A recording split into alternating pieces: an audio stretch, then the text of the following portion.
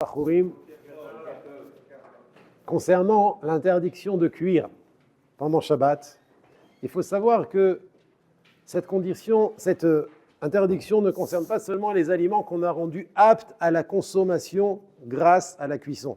Pas seulement. Par exemple, une pomme de terre crue, vous l'avez fait cuire, c'est sûr qu'on a transgressé l'interdiction de cuire et c'est interdit de manger cette pomme de terre pendant Shabbat. Mais c'est aussi un aliment ou une boisson qui était déjà consommable avant la cuisson, par exemple de l'eau, vous pouvez boire de l'eau, et on l'a fait cuire pendant Shabbat, on a aussi transgressé Mina Torah, l'interdiction de cuire pendant Shabbat, bien que l'eau était déjà consommable avant la cuisson. C'est pour cela que si quelqu'un a fait cuire de l'eau pendant Shabbat, alors, à part le fait qu'il a fait une interdiction, il doit faire tchouva sur le fait qu'il a fait cuire l'eau pendant Shabbat, l'eau aussi qu'il a cuit, tant qu'elle est chaude, elle est interdite à la consommation. Mais qu'est-ce qui se passe si quelqu'un a rajouté de l'eau dans un plat qui était sur le feu pendant Shabbat ou dans un koum-koum qui était sur le feu ou qui était branché à l'électricité pendant Shabbat? Pardon? Je parle dans le cas où ça arrivait à 40 degrés, donc il y a Tsoledet Bo.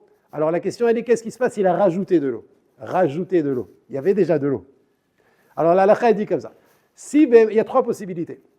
Si Béhémet, il y avait déjà de l'eau dans le Mecham, dans le Koum-Koum, et il a rajouté moins que la quantité d'eau qui était déjà dans le Koum-Koum. Par exemple, dans le Koum-Koum, il y avait 2 litres d'eau déjà, il s'est dit, il n'y a pas assez d'eau, par erreur, il a pris une bouteille d'eau, il a rajouté 1,5 litre d'eau froide dans le Koum-Koum, et ça a chauffé, c'est permis de boire toute l'eau. Ouais. Pourquoi? Parce qu'il y avait Rov, il y avait une majorité d'eau qui était déjà cuite avant Shabbat, qui a annulé l'eau qu'on a rajoutée pendant Shabbat, bien qu'il a fait une interdiction. Attendez, attention. Il a Vadaï fait une interdiction. Je n'ai pas dit que c'était permis de faire ça. Il a fait une interdiction, mais le résultat est permis.